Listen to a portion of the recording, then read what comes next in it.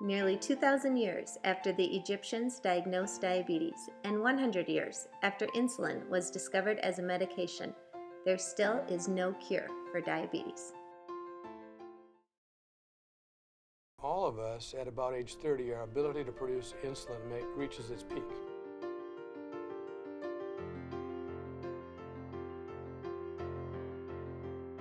We're all going to get diabetes someday.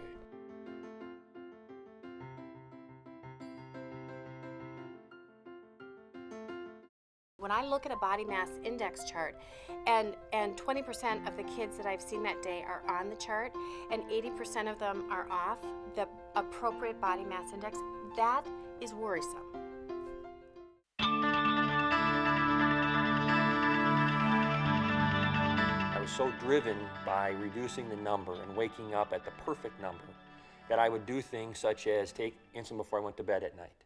And in certain instances, that insulin would drive me into a diabetic seizure in the middle of the night. Hemoglobin A1C is important because it allows us to assess what average blood glucose concentration has been for the preceding 3 months. I have broken bones, I have cracked my vertebrae, I have almost bit my tongue off. At maybe 1 or 2 in the morning, Christian would wake up and start seizing, which usually started with a scream. And it was a very scary time, and it was all driven by this concept that I had to have better numbers. I would call 911. I would contact his parents to come over and help with the children.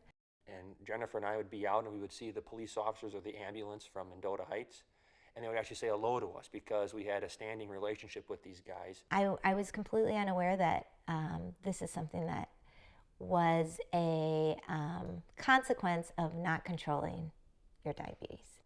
I mean, I saw diabetes as a flaw. I saw diabetes as a weakness that you weren't supposed to talk about, right? And especially I would never have it because I'm perfect, right? I'm that perfect kid from St. Paul, Minnesota. I'm invincible.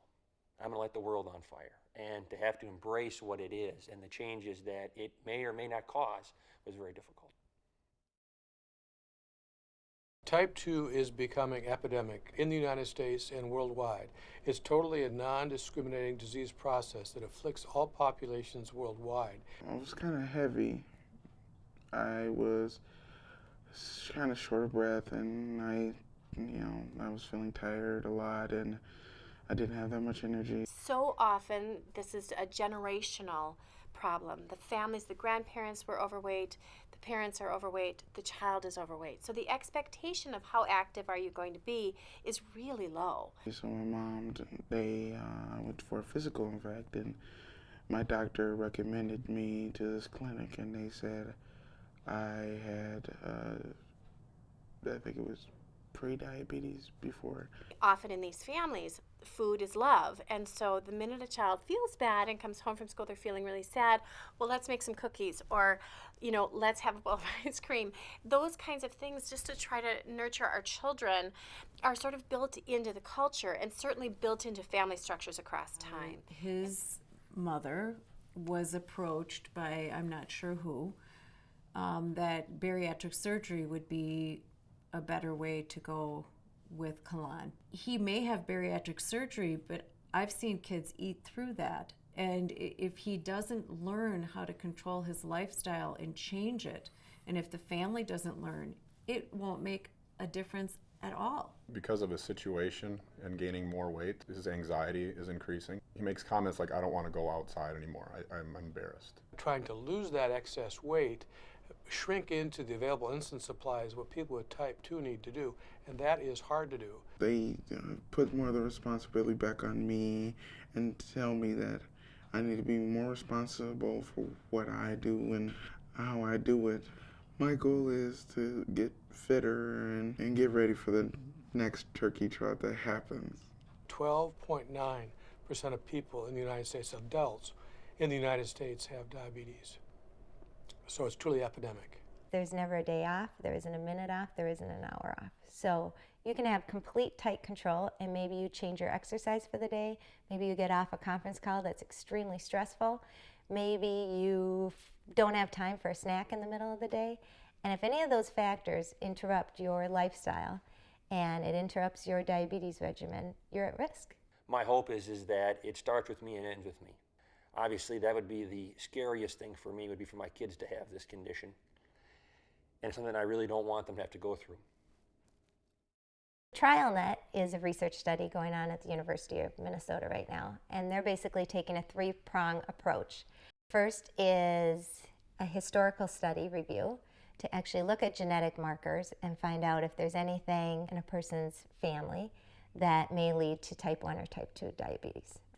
The second prong is prevention. They're actually testing for genetic markers, and if they test positive for these markers, then they will be involved in a series of research trials where they're testing different medications and different therapies to actually prevent the onset of type 1 diabetes. And then the third is intervention. Right now, if someone's diagnosed within the last 3 months with type 1 diabetes, the U will actually intervene and use certain therapies to try and preserve insulin-making cells to actually prevent the onset of full-fledged type 1 diabetes. And that's pretty remarkable.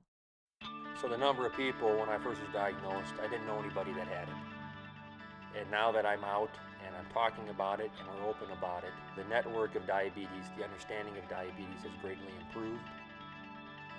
Through the course of us being more open, willing to talk about it, we hope to help somebody else turn the corner. We hope to have somebody else get comfortable with it and kind of start education going broader and wider so we can help people understand that diabetes is not a death sentence. Diabetes is not an end state. Diabetes is something that is part of you and you live with. It's like being 6'4" or 6'5", blonde hair or red hair. These are things you can't change. It's who you are. It's what makes us up. It's been 100 years since the invention of insulin, and that's something that should be celebrated. It's a fabulous invention, and it gives people with diabetes a tool to control their diabetes. But what I think is important for people to understand is that insulin is a tool, it's not a cure.